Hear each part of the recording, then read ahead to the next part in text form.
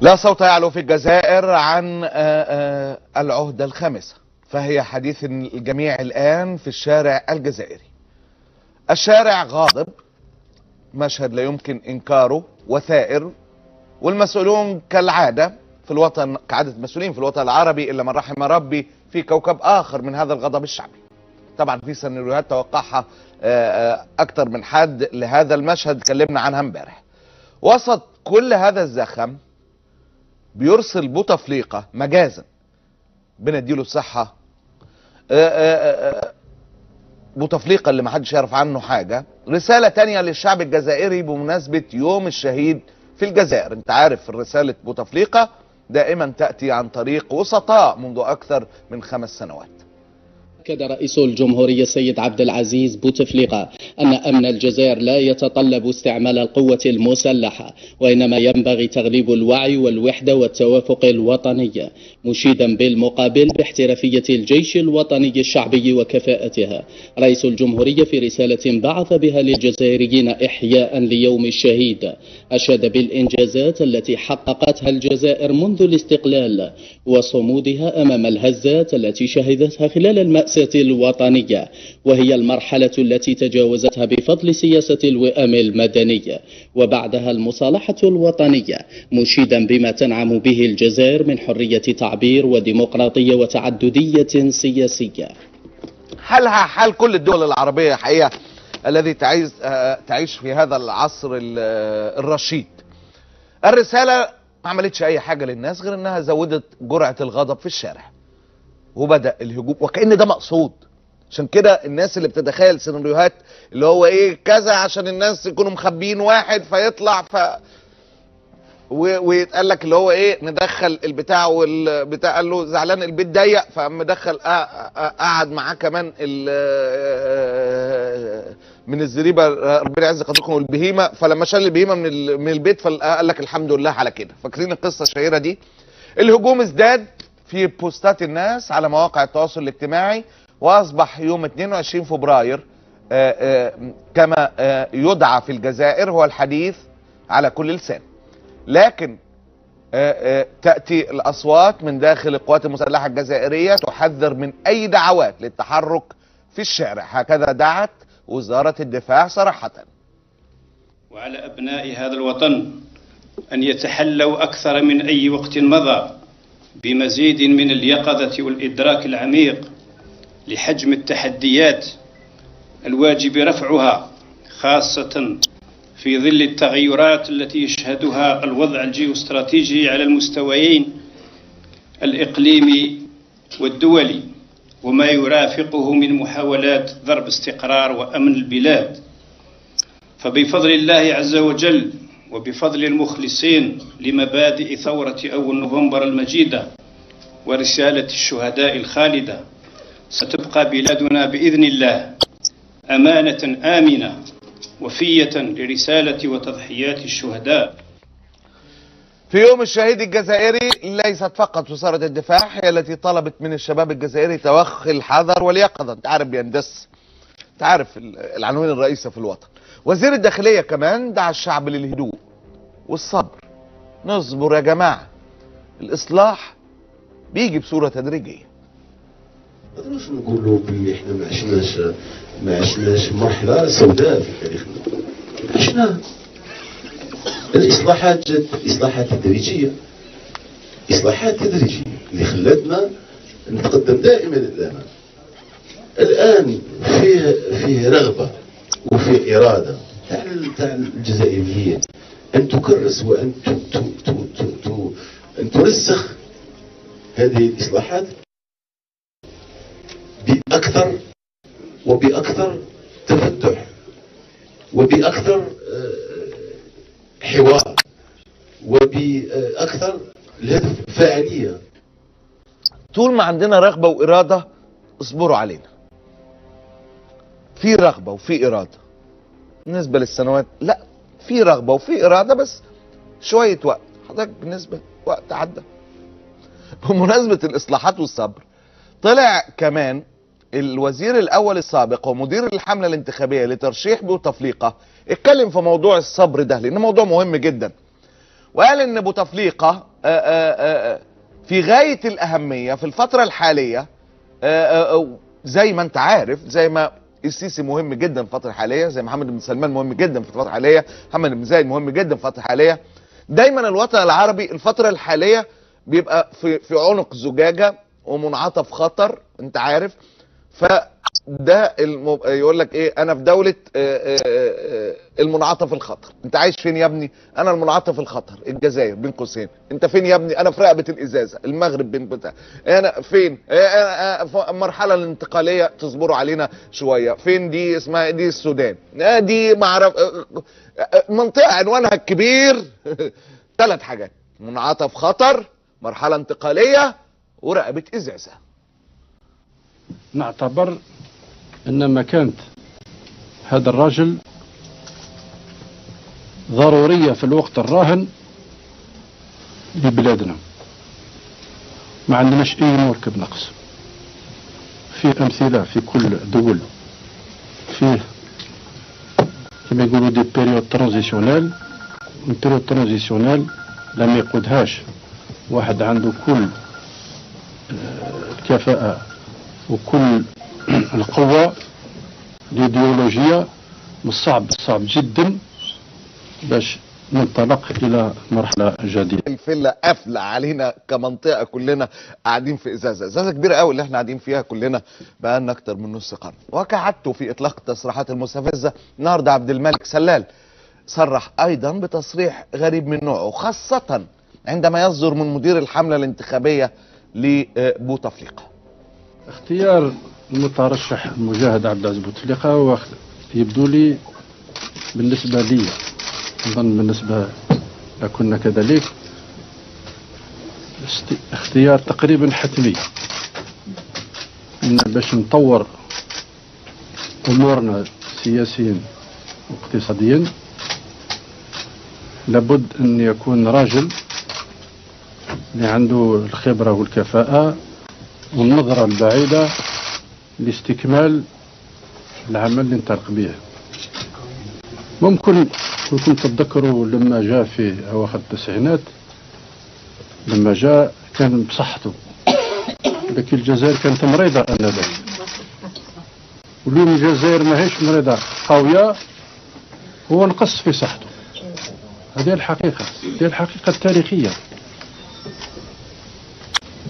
فاقبل أمام ضميره وأمام الله والعباد أن يواصل العمل، لا أكثر ولا أقل. هو ما فيه، ما هو طالب أي حاجة، يستكمل العمل. وإن شاء الله بعد ما حققت البنية التحتية للبلاد لابد أن نستكمل البنية السفلى لنعيش في بلاد قوية. حقيقة قد يعني تقعد تتنبأ ايه اكتر حاجة لفتت انتباهي في الفيديو. هي حاجات كتير حقيقة، منها الفرق بين البنية التحتية والبنية السفلية، لاني اجهدت انا وفريق العمل نعرف ايه الفرق بين البنية التحتية والسفلية. هو قال لك خلص التحتية وهيبدأ في السفلية. طب بالنسبة ايه التحتية والسفلية؟ ما تسألش اسئلة اللي تضايق دي. حتى الست اللي جنب سلال يعني قاعدة مخنوق، عايزة تضحك، قاعدة تقول لي يخرب بيت كده. لان حتة بقى تبادل الوفاء بين الشعب والحاكم دي جديدة خالص. قال لك جه للجزائر والجزائر كانت مريضة، وهذا حق، وهو كان بصحته.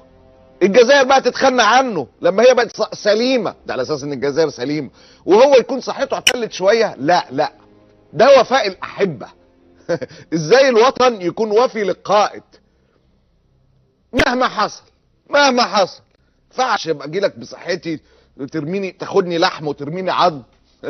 هو حقيقة ده بينفع في العلاقات الزوجية او العلاقات الاسرية، انما في العلاقات الدولية او علاقات المجتمع بتبقى واسعة قوي. المسؤول لما صحته ما تساعدوش نتمنى له السلامة، وطنه يعالجه ويظلله برعايته، لكن ما يدفعلوش الثمن على حسابه. ده طلب يعني غير منطقي اطلاقا، لكن هو المشهد من اساسه ملوش دعوة بالمنطق، فقد غادر المنطق. هذه المنطقة وطلقها بالثلاثة غير مأسوف عليه. المهم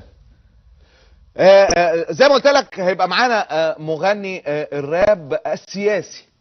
ده راجل بيغني راب معروف جدا في الجزائر وليه اغنيات راب سياسية، لطفي دوبليكانو حقيقة، واللي سايبه اثر كبير وناس كتيرة بتسمع له في الجزائر، ودي عينة من اغنياته السياسية. الخارجية وكنا هنضيع، لان لطفي نبهنا للايدي الخارجية، ودي ايدي خطيرة جدا بتلعب في الوطن من محيطه لخليجه. طيب بينضم معانا عبر سكايب من فرنسا مغني الراب السياسي الشهير لطفي دوبليكانو. لطفي اهلا وسهلا بيك ومنور مع معتز. السلام عليكم. وعليكم السلام ورحمة الله. وبارك الله فيكم على حصة متتبعة كثير في الجزائر. تحياتي لك. مش عارف يا استاذ لطفي ابدا معاك منين، يعني ابدا مثلا كنت هبدا من الاول الصبر قليلا، لكن قررت ابدا من البنيه التحتيه والسفليه. ناهيك مش عايزين نتكلم على ان ال20 سنه لم تنتهي فيها البنيه التحتيه والسفليه، لا حقيقه هذا الفرق. يعني سلال نفسه واحد من المتابعين على البث المباشر بيقول لك بذل مجهود كبير لكي ليمنع نفسه من الضحك المرير على الكلمات اللي هو بيقولها. كيف استقبلت هذا التصريح من مدير الحمله الانتخابيه السابق؟ لا هذا المدير مختص في ترفيه الشعب، يعني لا يؤخذ عليه. هذا مسيلمة يسمى في الجزائر، هذا هو مسيلمة الكذاب. يعني هو إنسان طيب والله، يعني للأمانة يعني، ولكن للأسف الشديد يعني فكره يعني ومستواه يعني هو في البنية التحتية مستواه ما زال يعني. برضه كتر خيره، بقاله 5 سنين لوحده، يعني بيفكر تماما لوحده. ربنا يشفي بوتفليقة ويديله الصحة والعافية. النهاردة على ذكر الرئيس بوتفليقة كان فيه الخطاب الثاني اللي بيوجهه الشعب في يوم الشهيد. كيف استقبل الشباب؟ وشباب كتير بلاحظ ان هم يعني انت بتعبر عنهم ومعجبين باغانيك اللي واصلة لمدى واسع. كيف استقبل الشباب هذا الخطاب الثاني من رئيس الجمهورية في اقل من اسبوع؟ اولا اعذرني استاذ، هذا ليس خطاب، هذه مراسله نقول لها يعني. ماهوش خطاب. الشعب استقبلها كالعاده. السؤال الوحيد اللي يساله الشعب هو من اين بعثت الرساله، من اي مستشفى ومن اي بلد، لاننا لا ندري اين الرئيس واين يكتب في رسائله ومن يكتبها له. فالشعب يعني يستقبلها كالعاده. احنا يعني اعتدنا كل ما تفتح نشره الاخبار تلقى رساله للرئيس، رساله وكانه في كوكب اخر ويراسل شعب موجود في كوكب اخر لا يستطيع حتى ان يكلمه. فعدت يعني رسالة مرت مرور الكرام، لأنه يعني لما تكلمنا عن الشهيد في الجزائر لدينا معطوبي الجيش، مشطوبي الجيش، متقاعدي الجيش الذين لديهم أرامل يعني شهداء ولم يتم تكريمهم ولا ذكرهم في الرسالة، وهم شهداء اليوم. شهداء 54 ماتوا رحمهم الله، أما شهداء التسعينات الذين أدخلوا الأمن في الجزائر وحاربوا الإرهاب لم يذكرهم الرئيس أو من كتب رسالة باسم الرئيس، ولم يقيمهم ولم يعطيهم حتى يعني تقدير. وللأسف كانت يعني ضربة كبيرة وتأثروا بها، لأنهم يدافعون عن حقوقهم ويضربون، وحتى يعني السلطات العليا لم تذكرهم في مراسم مثل هذه، بينما يذكرون الإرهابيين الذين استسلموا كشخصيات وطنية ويقيمونهم في كل مرة.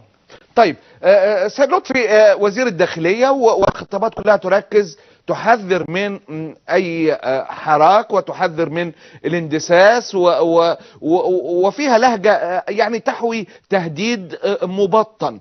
لحد الان الحراك اللي بنشوفه مظاهرات كلها سلمية. من ماذا يخاف هؤلاء؟ هذا النظام يعلم أنه مكروه لدى الشعب، يعلم أنه على شفا جرف نهار، يعلم أنه يعني غير مرغوب فيه تماما. أي تحرك، أي شرارة صغيرة يعلم أنها ستنقلب عليه، فهو يحرص حرصا شديدا على أن يفشل الشعب ويدخل في أذهان الناس أنهم لا يصلحون لا لمسيرات سلمية ولا لتنديد حضاري، ويقول لهم أنتم يعني يسمحوا لي بالكلام يعني يقول لهم أنتم حيوانات ستأكلون أنفسكم وسنحميكم ولا تخافون. فهذه لعبة السلطة، ونحن نسعى في شبكات التواصل الاجتماعي أن نقول أن شعبنا واعي ويندد بطريقة سلمية، وحتى يعني كل الفيديوهات وكل الأعمال الفنية التي توضع الآن هي برقي وحضاري وسلمية. والسلطة متخوفة جدا لأنها تخاف من الطبقة المثقفة، تشجع العنف. السلطة نعم تشجع العنف وتهدد وتخلق يعني هذه الابتزازات للشعب لكي تمتص هذا الغضب عبر يعني الفوضى، وعبر يعني ستؤتي بكاميراتها ونشراتها أن الشعب كسر وحرق وكذا وكذا. ولكن احنا نسعى في الانترنت يعني وعلى الصفحات، هذا هو سلاحنا الوحيد الذي بقي، هو الفن، التوعية، الحصص مثل حصصكم، هذا هو السلاح، ورب سبحانه كما نقول. أما السلطة فهي تهدد، فهي تستفز، فهي تحذر، فهي تصعد. الجيش أيضا يتكلم، الذي جيش كان يذكر ويقول أنا مهمتي أحمي الحدود، فقد أصبح يتكلم عن الأيادي الداخلية. ولا يا أخي، الجيش ليس مهمتك يعني التنديدات الاجتماعية والمشاكل الداخلية، أنت احمي كما قلت الحدود. فهم متخوفون جدا جدا من هذا الحراك. طيب هذا الحراك سيد لطفي، دوبلكانو مغني الراب الشهير، الآن الجزائر، يعني أنا مش عارف أجيبها لك إزاي حقيقة، لكن بعض الناس زي مثلا المعلق الرياضي الشهير حفيظ دراجي تحدث إن ده سيناريو من الدولة، يعني هو مقصود، هو بيستفز الشعب ليصلوا لهذه المرحلة، عندما يرمي بياضه زي ما بنقول في مصر، يأتي المرشح اللي خلف الستار اللي هو عايز يسكنه، فالشعب يهدى يقول الحمد لله انه بوتفليقة، وهو النظام اصلا هادف من الاساس، انه مخبي واحد جنرال غالبا في الكواليس ليأتي لهذه العهدة. هذا التحليل تقريبا تبناه المعلق الرياضي الشهير حفيظ دراجي. اين انتم من هذه التحليلات؟ هل تتوقعون ان يكون المشهد ده مشهد مصنوع مخابراتيا وحكوميا لدفع الشعب لقبول الحل الذي يجلس خلف الستار؟ أستاذي الفاضل، أنا شخصيا لست معارض سياسي ولا متحزب، ولا أنا أعطيك نظرة المواطن البسيط كيف يفكر. المواطن البسيط أدرك أن هذه العصابة متسلطة على الجزائر، همه الوحيد أن تطير هذه العصابة، همه الوحيد يعني حتى ولو يوجد بصيص أمل من طرف جنرال أو عسكري آخر أو أي مترشح فهو قابل به، هو يرفض فقط هذه العصابة التي تجبرت منذ 20 سنة. وما دام ترشح بوتفليقة إلى عهدة خامسة، وحسب معرفتي الخاصة بهذه النرجسية هذا الشخص، فإنه لن يقبل بالخسارة. وحسب ما نراه في النشرات، يعني الدولة تستعمل في رجال المال، تستعمل في الإعلام، تستعمل في أجهزة الدولة لنشر هذه. لكن لطفي سامح لي المقاطعة، أنت تتحدث عن نرجسية الرئيس، وهو الآن الجميع بيدعو له بالشفاء، لأنه يعني يكاد يكون هناك رأي عام أنه غير مدرك أين هي النرجسية. هذا التحرك يراه البعض أنه الرجل لا يعلم عنه شيئا، ربنا يديه الصحة. صح. اولا اسمح لي استاذ كالعاده، يعني اسمح لي يعني اصلح لك كلام. احنا في العهده الرابعه كنا نقول شفاه الله لانه كان مريض، نحن في الجزائر اليوم نقول رحمه الله لانه مات، كلينيكيا هو ميت. لن نقول ابدا شفاه الله لانه للاسف رحمه الله انتقل الى الحياه البرزخيه، وبقيت بعض الوظائف الحيويه كالتنفس وامور اخرى. المهم لما اقول لك بوتفليقه، نحن نقصد السعيد بوتفليقه، ناصر بوتفليقه، يعني ايوه كده قبل رساله جايه لي على البث المباشر بتقول لك يا لطفي، بيقول لي لطفي كان مع الرئيس في 2004، ماذا تغير؟ انا طبعا مش متابعك من 2004، رد عليه. صح، بارك الله فيك أستاذ. احنا لازم الشعب يفهم، كما قلت لك أنا لست معارض سياسي، أنا اليوم أعارض مبدأ أخلاقي. هذا الشخص ميت، أنا لا أعارضه في سياسته وفي اقتصاده، أنا لست بمستواه العلمي في الاقتصاد وفي تسيير شؤون الأمة، أنا أعارض مبدأ أخلاقي. هذا الشخص ميت تستغل فيه عصابة مافيوية. أنا أقول هذا هو رأيي، ليس لدي برنامج أو كذا. بالنسبة للناس مثلا يقول لك لطفي مثلا أو كان يساند الرئيس بوتفليقة كما تفضلتم وقلتم، لما أتى في التسعينات في مرحلة الإرهاب كان أمل الجزائر، كان يوعد الجزائر بانفتاح، كان يوعد الجزائر بالقضاء على الرشوة وعلى المحسوبية وعلى البيروقراطية. كنا نأمل في بصيص أمل في هذا الشخص. كل الشعب الجزائري كان متجه خلفه تقريبا، إلا من كانوا يعرفونه حقا. نحن شباب، كنت صغير في عمري بالك 16-17 سنة، كنا نأمل في تغيير جديد. فكان هذا الرجل يوعد بهذا الكلام، وكالعادة وكبقية يعني أي ديكتاتور دخل ولم يرد أن يقوم أبدا من الكرسي، وأدخل الجزائر في حائط وللأسف الشديد يعني. ولهذا فأنا لا أقول أني لم أؤمن به أو لا، بالعكس يا أخي أنا كأي إنسان كنت شاب صغير، شفت رجل جديد جاء سيغير الذهنيات وكذا. طبعا أنا كجزائري ربما ولو لم أنتخب في حياتي يعني لم أؤمن بالانتخابات، ولكن في أول مرحلة لما رئيس بن فليس وكان يعني جاء لحل احتقان عشرية صعبة جدا مرت على الجزائر، وكان بوتفليقة واحد من الحلول، واعتقد ان الشعب كان يعني مخبوط خبطة على دماغه قوية جدا ويريد مخرج.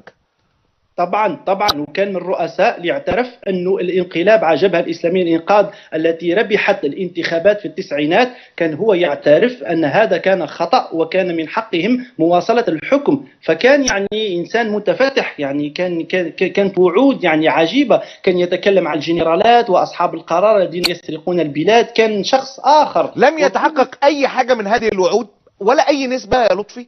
لا أستاذ، لا الإنسان يعني باش يكون واقعي هناك عدة أمور، هناك عدة إنجازات قام بها الرئيس، ولكن كما نقولوا بالفرنسية لو بيلون، لما تشوف يعني الحوصلة الإجمالية 20 سنة 1000 مليار ماذا تحقق منها؟ طبعا هناك نسبة معينة تحققت، ولكن بالمقارنة مع المدة الزمنية والمقارنة مع الحجم والظرف المالي فيعتبر يعني تقريبا يعني نسبة قليلة جدا. فنحن عندما نقول أنه لم يحقق شيء فهذه مبالغة، ولكن هناك 1 2 3 10% تحققت.